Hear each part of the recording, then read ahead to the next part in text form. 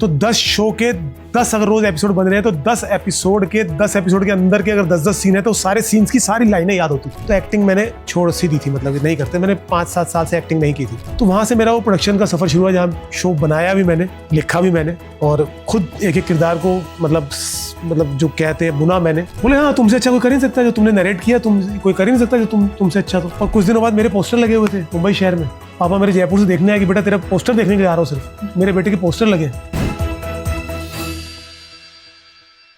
और बाकी मैं एकता जी के लिए जानना चाहती हूँ कि मतलब आप जैसा कि बता रहे हो कि वो भी आप ही की एज की थी, एक यंग सी लड़की, और इतने मतलब सेंसिटिव शोज, इमोशनल शोज, और इतना मतलब उस टाइम पर हम लोग ऐसी चीजें उस सीरियल्स में देखते थे जो तब मतलब जानना या सुनना में भी इतनी नहीं आती थी। जैसे कुछ बहुत ही प्रैक्टिकल चीजें भी दिखाई जाती थी, बहुत अच्छे शोज बनते थे। तो उनके साथ काम करने का एक्सपीरियंस आपका कैसा रहा? वो किस तरह से ये सब मैनेज करती थी? क्योंकि आप तो फिर 2 या 3 शोज लिख रहे हो, बालाजी के अगर 10 शोज हैं, she is involved in everything. यार वो मैं मतलब वो भी भगवान का चाइल्ड है, वही वाली बात मैं बोलूंगा कि मतलब इतना हार्डवर्क, इतना टैलेंट, इतनी अच्छी मेमोरी, और मतलब ये सब तब जबकि उनका जन्म एक ऐसे परिवार में हुआ है जहां उन्होंने ऐसा मतलब वैसे वाले संघर्ष ऑब्वियसली नहीं देखे होंगे जो एक मिडिल क्लास आदमी या लोअर मिडिल क्लास आदमी देखता है। उसके बाद उन सारे इमोशंस की समझ होना, पकड़ होना, ऑडियंस को क्या अच्छा लगेगा और याददाश्त होना, मतलब उनको यू वोंट बिलीव कि अगर वो 10 शो करती थी तो 10 शो के 10 अगर रोज एपिसोड बन रहे हैं तो 10 एपिसोड के अंदर के अगर 10-10 सीन है तो सारे सीन्स की सारी लाइनें याद होती थी। उस लेवल की मेमोरी। अगर उनसे आज मैंने कहानी कर करके लिखे हुए मुझे 25 साल हो गए या कुटुंब किए हुए, तो मुझसे अगर तुम पूछोगे कौन से एपिसोड का क्या सीन था, कैसा था, वो मुझे शायद उतना याद नहीं होगा, but she will remember everything. किसका बेटा कौन था, किसकी बहू कौन थी, किसका कैसे हुआ था, कौन सा ट्रैक क्या था। मतलब वो गॉड गिफ्टेड लड़की है। मेहनत में मतलब मैंने तो शायद अभी तक भी उतना मेहनत करने वाला इंसान नहीं देखा है। मतलब वो जब मैंने बालाजी डेज में जब शुरू किया था और बालाजी ग्रो कर रहा था तो आई रिमेंबर वो घर ही नहीं जाती थी। मतलब वो एक मीटिंग, दूसरी मीटिंग, तीसरी मीटिंग, चौथी मीटिंग, रात को 12 बजे, 1 बजे, 2 बजे, 4 बजे मीटिंग खत्म, सुबह 7 बजे से वापस मीटिंग, ऑफिस में सोना, 7 बजे से वापस मीटिंग और काम, शूटिंग। मतलब आप देख के आपको लगता था कि कैसे। उसके बाद उनका she is very spiritual also. तो हम तो इतना करने के बाद मतलब जब भी टाइम मिलता था 4-5-6 घंटे तो मतलब ऐसे पड़ जाते थे। उसके बाद उनका स्पिरिचुअलिटी के जो चीजें हैं वो उनका अलग, कि उनको मंदिर जाना है तो जाना है, पैदल चल के जाना है सिद्धिविनायक तो जाना है, उनको जो बाकी चीजें करनी है, जिस मंदिर में दर्शन करने हैं, जहाँ का जो नियम निभाने हैं, वो सब भी साथ में। कहीं कोई चीज की वजह से कोई दूसरी चीज इफेक्ट नहीं होने देती थी। तो कई बार लगता था कि बॉस कैसे यार, ये कैसे कर लेती हैं यार, मतलब वो आउटस्टैंडिंग, मतलब टिल टुडे, मतलब वो अपने आप में भगवान का ही, मतलब मैं मानता हूँ कि उनके अंदर जो है वो है भाई। और एक चीज उनके बारे में सुनने में आती थी कि उनको गुस्सा बहुत आ जाता था। तो यार वो हाँ, वो काफी लोग ऐसा देखो, जिन लोगों ने काम किया है बालाजी के साथ, तो वो जानते हैं कोई इंसान जब भी किसी चीज को बहुत पैशनेटली बनाता है तो उसमें अगर कहीं कोई किसी की लापरवाही से गलती होती है तो आपको बहुत तकलीफ होती है। अब उसमें रिएक्ट करने का लोगों का तरीका होता है। उनकी अच्छी बात जो है वो ये है कि वो जो भी है मुंह पे है, वो ऐसा नहीं है कि दिल में कुछ रखा हुआ है, और ऐसा कुछ नहीं है जो है मुंह। तो उनको गुस्सा है तो इमीडिएटली गुस्सा है, लेकिन जब वो गुस्सा ठंडा हुआ तो वो उनसे अच्छी बॉस वो वापस आपको उसी प्यार से गले लगा के सॉरी बोल के वो सब करेंगे। लेकिन जब कुछ गलती हुई है कहीं है तो गुस्सा एज ए ह्यूमन उनको आता है। और मेरे को लगता है प्यार से ज्यादा जो प्योर इमोशन होता है वो गुस्सा होता है, बिकॉज गुस्से में कुछ छुपा नहीं होता। प्यार में इंसान फिर भी किसी को बना सकता है कुछ, लेकिन गुस्सा तो प्योर है। तो वो उस काम को लेके ही होता था।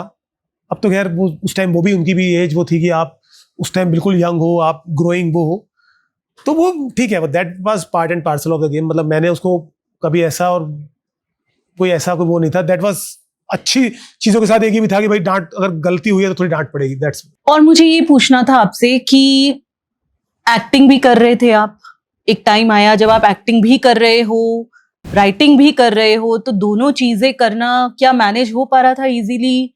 कैसे मैनेज हो पा रहा था?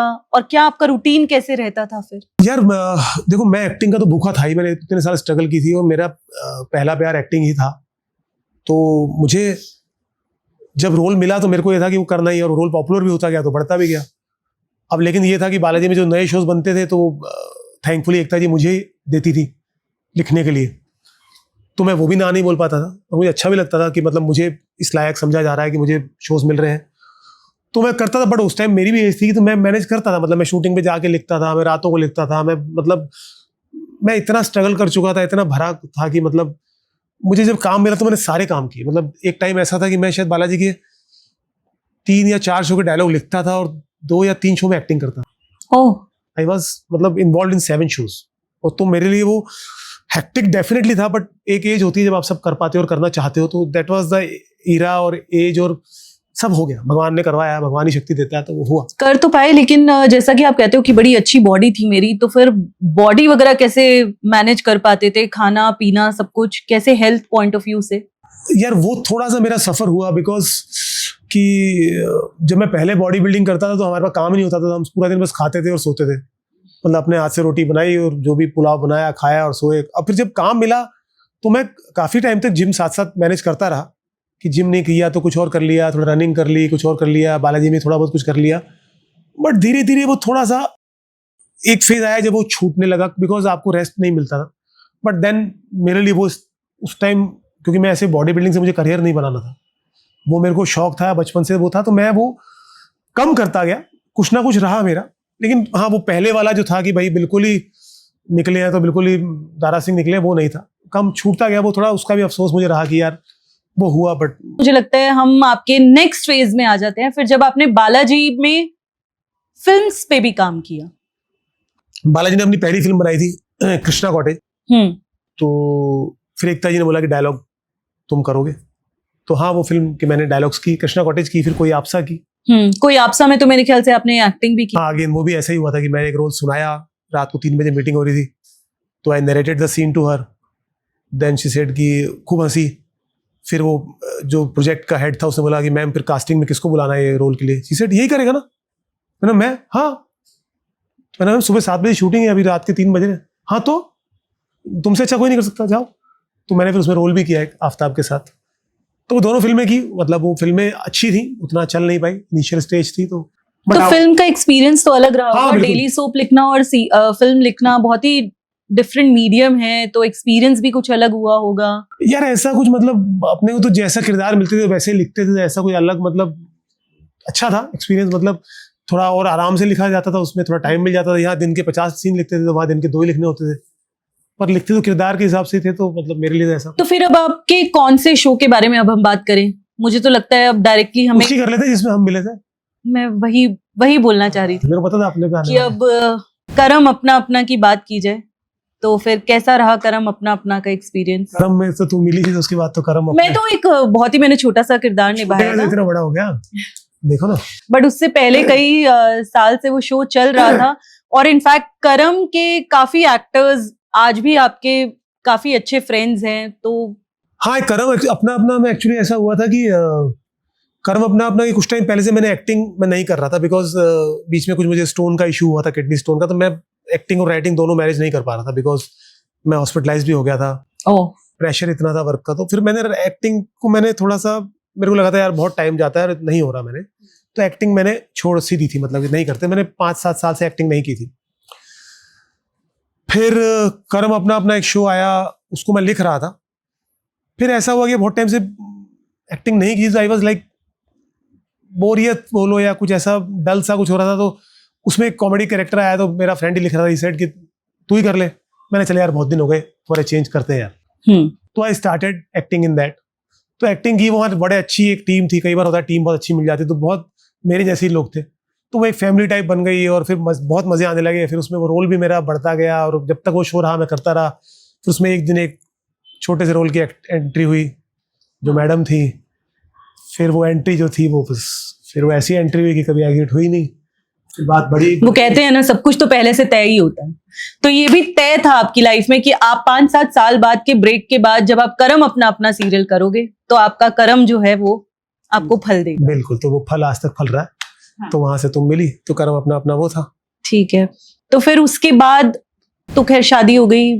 फिर एक टाइम आया जब मतलब बालाजी में मैंने ऑलमोस्ट ज़्यादा नहीं तो 70% शोज के डायलॉग लिखे होंगे, विच इंक्लूड्स स्टार्टेड फ्रॉम कहानी घर घर की, कुटुम, कहीं तो होगा, देन कुटुम, देन अगेन क्योंकि सास भी का भी एक ट्रैक मैंने लिखा था 100 एपिसोड। फिर उसके बाद जोधा अकबर, करम अपना अपना, कहना है कुछ मुझको, और मतलब बहुत सारे। तो फिर ये चलता रहा सिलसिला, ऐसी जिंदगी चलती रही। फिर उसके बाद शादी हुई। तो पहले आप जैसे कि बता रहे हो, अब मैं सुन रही हूँ आपसे कि पहले तो आप बालाजी में ही रहते थे, आप बालाजी जाके ही काम करते थे, तो मतलब ये शादी के बाद ऐसा कुछ मुझसे ज्यादा ऐसे लगाव हो गया था आपका, या ऐसा क्या हुआ था कि आपने वर्क फ्रॉम होम ही करना शुरू कर दिया, बालाजी जाना ही छोड़ दिया आपने? यार वो ऐसा हुआ कि बीच में एक फेज आया था जब मैंने बालाजी छोड़ा था। छोड़ा क्या था, वो बीच में एक फेज आया था जब बालाजी के शोज भी अचानक से सारे शोज बंद हो गए थे। रिसेशन का टाइम था, 2008 के आसपास की बात हो। बस तभी मिली थी मैं आपको रिसेशन में, ये जो मेरे को कंसेशन मिला ना, वेरी गुड। तो बस वो रिसेशन के टाइम पे ऐसा हुआ था कि मैंने बालाजी छोड़ा, then I started writing non fiction shows. तब मुझे लिखने को मिला था राखी का स्वयंवर, which was the biggest reality show at that time. तो वो करने में मुझे अलग मजा आया, बिकॉज मैं डेली सोप लिख रहा था बहुत सालों से, तो वो रियलिटी था। तो वो एक शो से मैं जुड़ा, तो वो बड़ा मजा आया कि मैं आउटडोर गया, उदयपुर में रहा, वहाँ मैंने वो शूटिंग की, और वहाँ रियलिटी का अलग मजा था। फिर मैंने कुछ रियलिटी शोज लिखे, मतलब राखी का स्वयंवर, मल्लिका का स्वयंवर और राहुल का स्वयंवर, सारे वो किए, बहुत सारे शोज किए। फिर उस दौरान फिर क्या हुआ, तब मेरा बालाजी रोज जाना बंद हुआ। तो होता है ना कि जो कोई चीज आप रोज कर रहे हो, जब उससे आप थोड़ा सा ब्रेक लेते हो तो कई बार ब्रेक लंबा हो जाता है। तो ब्रेक लिया, तो फिर बालाजी में कुछ जो दोस्त थे वो कुछ छोड़ गए, कुछ कहीं और आगे चले गए, तो वो एक वो माहौल जिनके साथ आपका वो था वो कम हो गया। फिर ये लैपटॉप और इंटरनेट आ गए, तो लोग अपने घरों से करने लगे काम, तो वो जो रोज की वहाँ मिलना था और वो जो थे वो सब थोड़ा कम होने लगा। तो फिर हमारी शादी भी हो गई, तो फिर वो बालाजी जाना, फिर लगा कि यार अब घर से ही काम हो जा रहा है तो अपन कर लेते हैं, तो फिर घर से करना शुरू। तो अब हम आपके नेक्स्ट फेज के बारे में बात करते हैं कि राइटिंग हो गई, एक्टिंग हो गई, और फिल्म भी लिखी, रियलिटी शो भी किया। उसके बाद आपने ये कैसे सोचा, और ये ऐसा कब हुआ कि आपने सोचा कि मैं प्रोड्यूसर बनता हूँ? यार मैंने ऑनेस्टली ऐसा कुछ, अगेन मैंने कोई प्लान नहीं किया। मेरे बम्बई की अगर जर्नी तुम देखोगी तो मैंने कुछ भी प्लान नहीं किया हो। इनफैक्ट जो प्लान किया वो तो हुआ ही नहीं। मतलब मैंने जो नहीं सोचा था वो सब अपने आप। ये प्रोड्यूसर वाला भी ऐसा कुछ टाइम आया कि जब मैं बालाजी से बाहर था, फिर बालाजी का मैं फिर भी शोज हमेशा लिखता था, बिकॉज मेरा हमेशा ये मानना था कि मेरे को बालाजी ने बनाया है। देखिए कोई आदमी काम करता है और अगर वो अच्छा काम कर रहा है, उसका थोड़ा नाम है, उसका काम अगर सराह रहे हैं लोग, तो उसको काम कोई भी देगा कि भाई उसने वो फला काम किया, बुलाओ काम दो। लेकिन नयों को काम देना वो मेरे ख्याल से बालाजी से ज्यादा किसी ने नहीं किया। बालाजी में जो भी लोग आए हैं, मतलब वो सब रॉ थे, जिन्होंने कभी राइटिंग नहीं की। कोई ऐसा है कि जो, मतलब कुछ तो ऐसे हैं जो एकता जी के सेक्रेटरी थे पर वो क्रिएटिव डायरेक्टर बन गए, बिकॉज उनको वो मौका दिया गया। कोई एक्टर था, वो क्रिएटिव कुछ बन गया, मतलब because she used to work herself so hard, and उनको अपने ऊपर इतना भरोसा था कि वो आपको धीरे धीरे सिखा देती थी। तो वहां रह के वो सब जो आप सीखते हो ना, तो उन्होंने वो सब बहुत लोगों को बनाया। और मेरा हमेशा ये मानना था कि बालाजी के काम में एक बरकत है, पैसा है। जो बाहर काम करते थे, पता नहीं क्यों पैसा मेरा टिकता नहीं था। कभी मिलने में देर हो रही है, कभी रुकता नहीं था, कभी पता नहीं। बालाजी का पैसा वक्त पे मिलता था, बरकत होती थी। मतलब जितने भी लोगों से तुम पूछोगे जिन्होंने काम किया है, किसी ने घर बनाया, किसी ने गाड़ी बनाई, किसी की शादी हुई, तो एक बरकत थी। तो बालाजी का काम मैंने पूरी तरह से कभी नहीं छोड़ा, और भगवान का आशीर्वाद है कि उन्होंने भी हमेशा मुझे काम दिया। तो मैं, मतलब अभी रिसेंटली तक भी मैं कुमकुम भाग्य, जो 14 साल पुराना शो था, वो मैं लिख रहा था तब। लेकिन एक ऐसा फेज आया कि मैंने को लगा कि यार, अब मुझे कुछ लोगों ने बोला कि यार आपका अगला क्या, आपने डायलॉग राइटिंग कर ली, इसमें जिस तरह का काम आप कर चुके हो, जो हो रहा है इससे ऊपर क्या होगा। और खुद के लिए भी एक स्टैग्नेंट पॉइंट था कि यार यही कर रहे हैं रोज, कितना। फिर लगा कि चलो अपना करते हैं, अपनी कुछ कहानियां कहने की कोशिश करते हैं, कहानियां मेरे पास भी हैं। तो फिर कुछ चैनल में मैंने पिच करना शुरू किया, कुछ किया। तो फिर एक शो हुआ जो अच्छा लगा किसी को, ठपकी प्यार की, पहला शो। तो उन्होंने कहा आप बनाओ। तो मैंने मेरा फ्रेंड था, जो अच्छे फ्रेंड थे, पार्टनरशिप में हम दोनों ने वो शो बनाया। तो पहला अपना शो था, तो वो लकीली वो बना भी, अच्छा भी बना, और वो सुपर हिट भी हुआ। तो वहाँ से मेरा वो प्रोडक्शन का सफ़र शुरू हुआ, जहाँ शो बनाया भी मैंने, लिखा भी मैंने, और खुद एक एक किरदार को मतलब जो कहते हैं बुना मैंने। और वो प्यार भी मिला पब्लिक का। उसकी कास्टिंग मैंने की, थपकी को जो कास्टिंग थी वो मैं जयपुर से उसको ढूंढ के लाया। जो हीरो था उसको मैं जयपुर से ढूंढ के लाया। जो बाबूजी बने थे उनको मैं जयपुर से ढूंढ के लाया। तो वो एक अलग प्रोसेस था कि आप सब कुछ आपका है, तो वो अलग मजा था। और तो एक अलग एक्सपीरियंस भी रहा लाइफ में। बिल्कुल। अच्छा, तो हम लोग ये प्रोड्यूसर की जर्नी की आगे और बात करेंगे, लेकिन उससे पहले मुझे ये जानना है कि जब आप राइटिंग करते थे तो उस टाइम पर जो आपका जब पहला घर आपने लिया था, तो क्या फीलिंग रही, और मतलब कैसे आपने डिसाइड किया था कि यार अब मुझे घर खरीदना है? यार मतलब मैं being a middle class person, मुझे मतलब मेरा घर खरीदने से पहले मुझे हमेशा ये होता था कि यार मेरा जयपुर में घर, हमारा बहुत छोटा घर था, हाँ।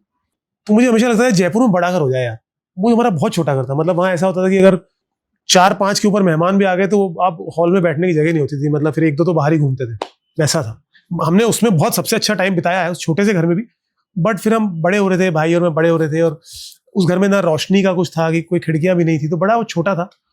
तो जब मैंने यहाँ मेरी रेगुलर इनकम शुरू हुई तो पहले मैंने कोशिश मन था कि जयपुर में घर बने। तो जयपुर में ही जिस गली में हम छोटा घर था वहीं सामने बड़े घर थे। तो एक बार मैं जयपुर गया हुआ था, तो मुझे याद है कि मम्मी ने या पापा ने बोला कि यार बेटा एक वो सामने वाले बड़े घरों में एक घर सेल पे है तो देखना है। तो मेरी ट्रेन थी, तो मैंने हाँ देख लेते हैं। तो मैं देखने गया, तो जब हम छोटे थे हम बड़े से हमेशा उस बड़े घर का सपना करते थे कि यार इस बड़े बड़े ऐसे, वो भी बहुत बड़े नहीं है बट इनसे काफी बड़े थे, तो होता था। फिर मैंने कहा देख लेते हैं पापा। तो देख के आया, उसने बोला इतने का है, तो मैंने कहा हाँ इतना तो हो जाएगा पापा, कर लेंगे। मैंने कहा आप कर दो। बोले अरे बेटा अभी तो, मैंने कर दो आप। तो हमने वो डन किया। तो पहला घर मैंने जयपुर में लिया था। अच्छा। फिर बॉम्बे में ऐसे हुआ कि फिर मेरा काम चल ही रहा था, वो घर मैंने लिया होगा शायद, मतलब वो पूरा मेरा नहीं था डेफिनेटली। हमने वो छोटा घर बेचा, पापा रिटायर हुए थे तो पापा का ग्रेचुइटी का पैसा सब मिलके, थोड़ा कंट्रीब्यूशन मेरा, थोड़ा वो सब मिला के वो घर हमारा जयपुर का बड़ा हुआ। मुंबई में मैं किराए के घर में ही था। फिर जब लगा थोड़ा पैसा जुड़ गया है तो फिर ऐसा हो गया यार घर ले लेते हैं। तो मेरा बाइक थी, तो कुछ लोगों ने बोला गाड़ी ले ले, गाड़ी। मैंने नहीं यार गाड़ी नहीं, मैंने हमेशा सुना है कि इस शहर में अगर अपना घर हो जाता है आपका आधा स्ट्रगल खत्म हो जाता है, तो मेरे को घर लेना। मैंने कहा यार गाड़ी का तो मैं क्या करूँ, बाइक अपनी सही चलती। तो फिर पापा मम्मी आए थे, मैंने कहा पापा चलो घर देख के आते हैं यार, घर लेना है।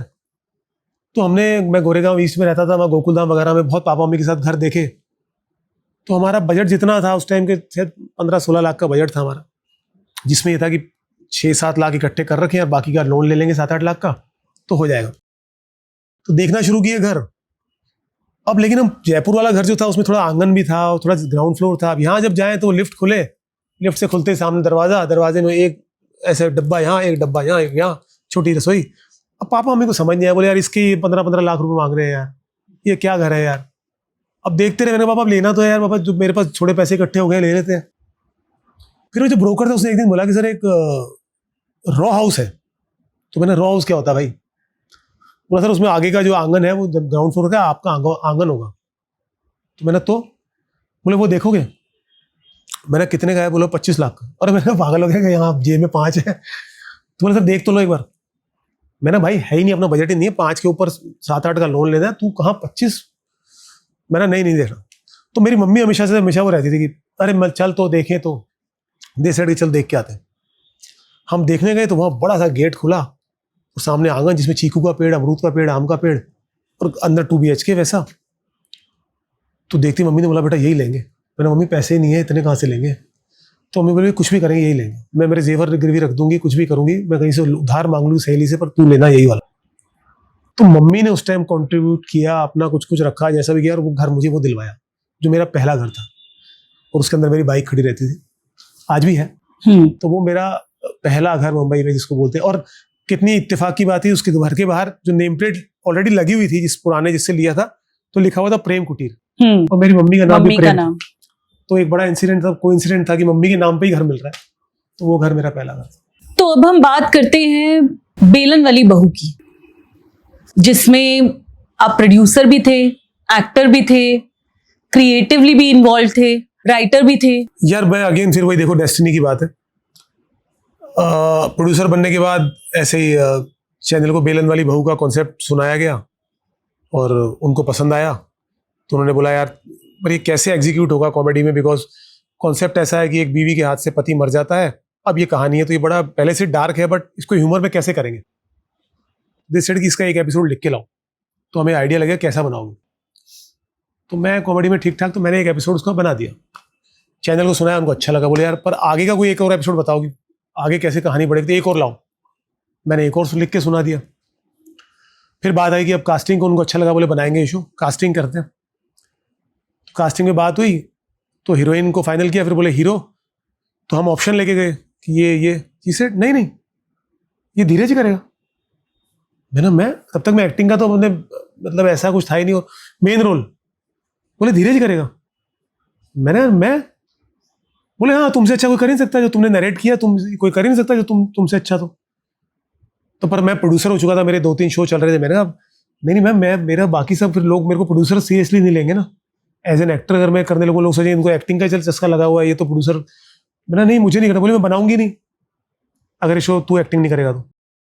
मैंने कहा यार कमाल हो रहा है यार, मतलब मैं इतने साल से आया हूँ मुंबई और अभी 15 साल बाद मैं एज ए हीरो लॉन्च हो रहा हूँ एक शो में जो कॉमेडी है, और वो भी वही शो जो आप खुद प्रोड्यूस कर मैं रहे हैं। लिख ही रहा हूँ, मैं ही प्रोड्यूस कर रहा हूँ, मेरा ही तो मेरा ये डेस्टिनी है भाई, ये डेस्टिनी है धीरज सर ना। तुम क्या हो कौन, तुम ये सब कुछ तय है ऊपर। और कुछ दिनों बाद मेरे पोस्टर लगे हुए थे मुंबई शहर में। पापा मेरे जयपुर से देखने आए कि बेटा तेरा पोस्टर देखने के लिए आ रहा हूँ, सिर्फ मेरे बेटे के पोस्टर लगे। तो डेस्टिनी है भाई। वो शो बना किया, बहुत लोगों ने अप्रिशिएट किया, बहुत बढ़िया, मतलब लोगों ने बहुत पसंद किया। बहुत लंबा नहीं चला वो, लेकिन जितना भी चला आज भी जिन लोगों ने देखा है वो बोलते हैं यार क्या शो था, वापस कब आएगा। और आपको भी तो बहुत मजा आ रहा था, बिकॉज आप अपनी कहानी अपने हिसाब से कह पा रहे बहुत हो मजा आया। और खुद ही निभा भी रहे हो। बहुत मजा आया, बहुत मेहनत भी की, बिकॉज खुद ही मैं स्टोरी भी लिखता था, स्क्रीन प्ले भी लिखता था, डायलॉग भी लिखता था, एक्टिंग भी करता था, प्रोडक्शन भी देखता था। मैंने शायद इतनी मेहनत बालाजी के बाद ये इसी शो में की होगी कि मैं सुबह 4 बजे से उठा हुआ, जो मैं रात को मतलब 12 बजे सोता था, वैसे वाला काम था। But I thoroughly enjoyed that, मतलब मेरे को कोई मलाल शिकवा कुछ नहीं था, मैंने बहुत एंजॉय किया। और जिन्होंने भी देखा, जितना भी वो गया वो शो, उनका जो प्यार मुझे आज तक मिलता है, मतलब आप हमेशा थैंकफुल हूँ सबके लिए। तो अब इसके बाद हम बात करेंगे अपने वीडियोस की, जो आई एम श्योर ऑडियंस भी जानना चाहेगी कि क्या बेलन वाली बहू करने के बाद ही एक्टिंग जो दोबारा से शुरू हुई तो आपको लगा कि अब हमें वीडियोस बनाने चाहिए, या ये कह लो कि कुछ तो ब्रेक तो आ ही गया था कोविड। हाँ यार, मतलब अपने बेलन वाली बहू जो था वो चला है 2018 में। 18 में बंद हो गया था। 18 हाँ 18 में लास्ट था। नहीं, 18 में बंद नहीं हुआ, 19 में बंद हुआ था। 18 में हाँ बंद हो गया। 18 के एंड में, हाँ, मतलब ऐसा वो 18 के आसपास, 18 एंड में शायद था, और 19 में कोविड आया था, राइट। तो एक्टिंग का ख्याल तो निकल ही चुका था, मतलब मेरे को ऐसा, क्योंकि बिकॉज मैं सिर्फ एक तरफ हूँ नहीं ना, मेरे को लिखना भी होता है, उतना मजा उसमें भी आता है, और प्रोडक्शन भी है, तो 10 काम सब एक साथ है। घर बैठे थे, सब लोग खाली थे, शूटिंगें बंद हो गई थी, कुछ नहीं था। तो फिर जैसा अपने को, फिर हमको दोनों को ख्याल आया कि यार, एक दिन मुझे ख्याल आया कि मैं फेसबुक पे हमेशा कुछ ना कुछ कोट लिखता हूँ और लोग उसको लाइक करते हैं। तो मुझे ख्याल आया कि क्यों ना ये जो कोट लिखता हूँ इसको एनेक्ट किया जाए। तो ऐसे किसी एक कोट को एनेक्ट किया तो उसका बहुत एप्रिसिएशन मिला। और टाइम ऐसा था कि लोगों के पास एंटरटेनमेंट के नाम पे कुछ था ही नहीं, टीवी बंद, ये बंद, थिएटर बंद, सब बंद। तो वो लोगों ने बहुत अप्रिशिएट किया, तो हमको भी मोटिवेशन मिला और हमने और वीडियो बनाने शुरू किए। तो वीडियो बनाते गए, लोग अप्रिशिएट करते गए, हम लोग रोज नए नए टॉपिक लाते रहे।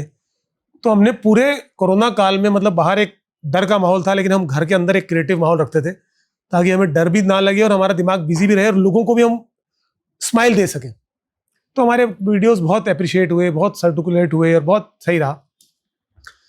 फिर कोरोना खत्म हुआ और इंसानी प्रवृत्ति खत्म होते ही हर आदमी फिर भागा, फिर काम, फिर पैसा, फिर वही जद्दोजहद, सब निकल गए, हम भी निकल लिए। फिर वो वीडियोस बंद से हो गए, छोड़ छाड़ दिया। फिर कुछ लोगों के बीच में मैसेज आते रहते थे कि सर वो वीडियोस क्यों बंद कर दिए, वीडियोस क्यों बंद कर दिए।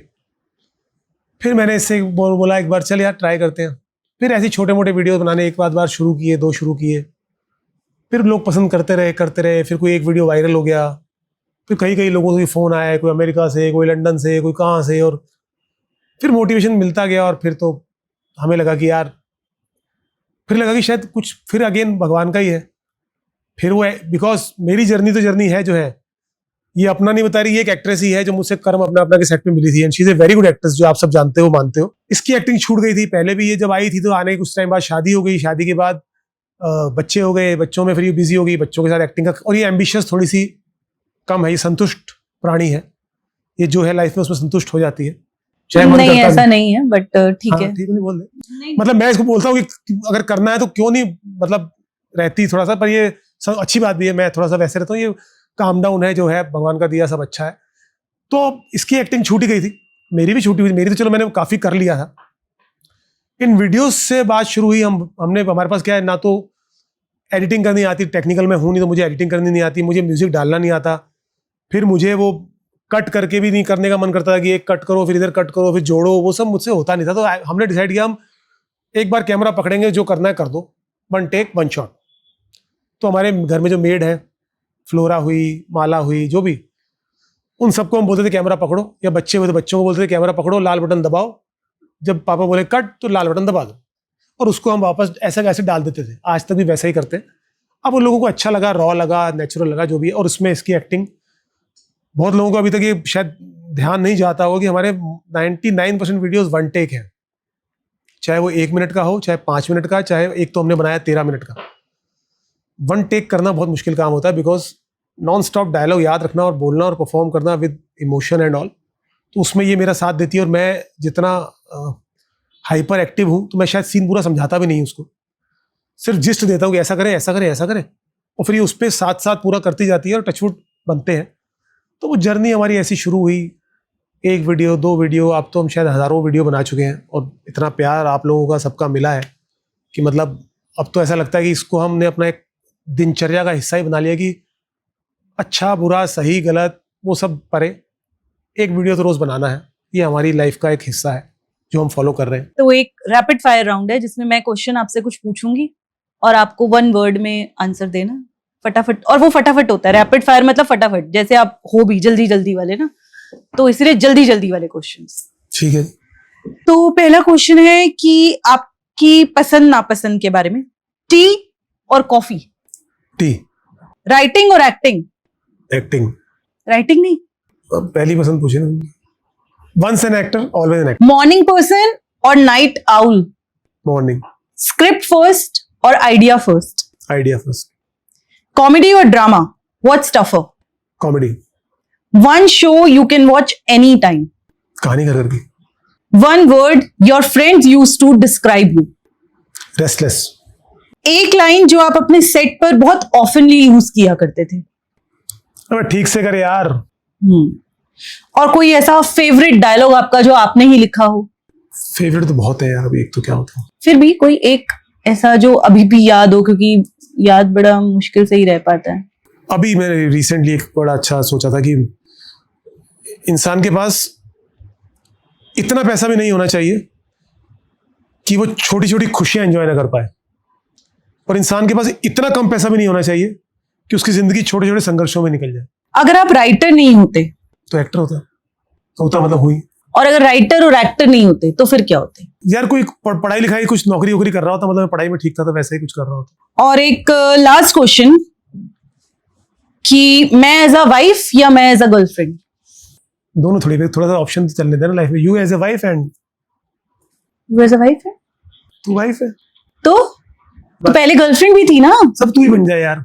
अरे जो जब पहले थी तो मैं पहले ज्यादा अच्छे से रहती थी या मैं अब ज्यादा अच्छा ऐसे पूछ रही है, तू अच्छे से रहती थी, मुझे तू ऐसे पूछ रही है कि मतलब मैं गर्लफ्रेंड की तरह रहूं या बीवी की तरह? तू तो बीवी की तरह। अब तो गर्लफ्रेंड भी मैं ही हूँ, बीवी भी मैं हूँ। पहले की बात कर रही हूँ। पहले बेटर थी। नहीं मतलब वैसे ही कर रहा हूँ। मतलब वो खराब हूँ?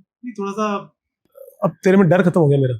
नहीं मतलब डर नहीं, मतलब वो अब वो डर आप नहीं, डर नहीं, मेरा वर्ड गलत हो गया। वो थोड़ी वो जो होता है ना झिझक, वो थोड़ी शर्मो हया, वो घबरा जाना, शर्मा जाना। अच्छा ठीक है, अब छोड़ो ये सब। अब हमारे इनकी पूरी 30 इयर्स की हमने जर्नी जान ली, और आप लोग को ये जर्नी देखकर सुन के कैसा लगा आप प्लीज कमेंट बॉक्स में कमेंट करके बताइएगा। और आगे आप लोगों के प्यार से आगे और सपोर्ट से हम लोग आगे और भी अच्छे अच्छे वीडियोस बनाते रहेंगे, और आपका प्यार इसी तरह से मिलता रहेगा तो हम लोग और बहुत सारी चीजें अचीव करेंगे लाइफ में। तो डेफिनेटली आगे फिर से एक ऐसा ही पॉडकास्ट बनाएंगे और इनके अचीवमेंट्स के बारे में आपको बताते रहेंगे, और मेरे भी अब अचीवमेंट्स के बारे में आपको बताते रहेंगे। Thank you so much. और प्लीज अगर आपको हमारा ये यूट्यूब चैनल अच्छा लगे तो आप लोग लाइक भी करिए, शेयर भी करिए, सब्सक्राइब भी करिए। Thank you.